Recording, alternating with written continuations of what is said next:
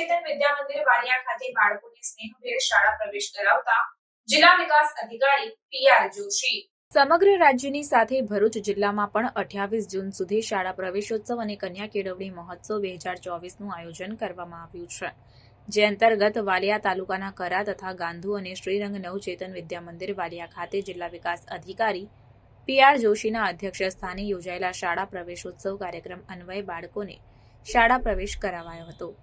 સરકાર શિક્ષણ માટે ગેરંટી આપે છે કે તમે આ કારકિર્દીના ઘડતર માટે એકલા નથી, સરકાર સંપૂર્ણ રીતે તમારી સાથે છે, તેમ જિલ્લા વિકાસ અધિકારી પીઆર જોશીએ જણાવ્યું હતું। કરા તેમજ ગાંધુ ગામની શાળાના તમામ બાળકોનું સિકલ સેલ નિર્મૂલન પ્રોગ્રામ અંતર્ગત મેડિકલ ચેકઅપ પણ કરવામાં આવ્યું હતું। આજે વાલિયા તાલુકાના કરા ગામની મુલાકાતે આજે અમે અહીંયા છીએ।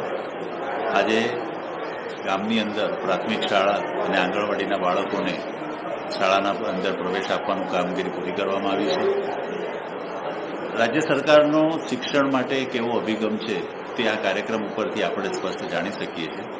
સમગ્ર વહીવટીતંત્ર માન્ય મુખ્યમંત્રીથી શરૂ કરી અને તમામ અધિકારી અને કર્મચારીઓ આ 3 દિવસ ગુજરાત રાજ્યના તમામ ગામોની અંદર મુલાકાત લેશે અને શિક્ષણનો જે આગળનો જે પ્રવાહ છે એ કઈ દિશામાં આપણે લઈ જવો છે, શાળાની અંદર કયા પ્રકારની વ્યવસ્થા છે, એમાં કઈ ત્રુટીઓ છે, એને વધારે સારી રીતે કરવા માટે રાજ્ય સરકાર શું કરી શકે, આ બધા માટે એનું ચિંતન થશે, એના ઉપર એક મંથન થશે અને ત્યાર પછી રાજ્ય સરકાર દ્વારા આના ઉપર નીતિ વિષયક નિર્ણય લેવામાં આવશે।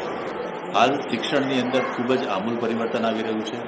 દરેક શાળાને સ્માર્ટ સ્કૂલ બનાવવા માટે રાજ્ય સરકાર કટિબદ્ધ છે અને વિદ્યાર્થીઓને ફક્ત શિક્ષણ નહીં, શિક્ષણની જુદી જુદી જે TLM મેથડ્સ છે એ મેથડ્સ દ્વારા શિક્ષકોને પણ તાલીમબદ્ધ કરવામાં આવે છે અને તાલીમબદ્ધ કર્યા પછી આ તાલીમ પામેલા શિક્ષકો મારફતે બાળકોને સારું શિક્ષણ આપવામાં આવે છે।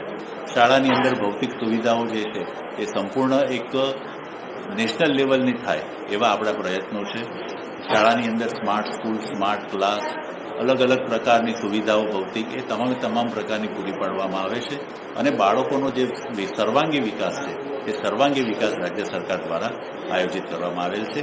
આજે અહીંયા આગળ જે બાળકોએ પ્રવેશ લીધો છે એ તમામ બાળકોને અભિનંદન આપીએ છીએ અને તેઓની શૈક્ષણિક કારકિર્દી ઉત્તરોત્તર ખૂબ જ સારી રહે તે માટેની પ્રાર્થના.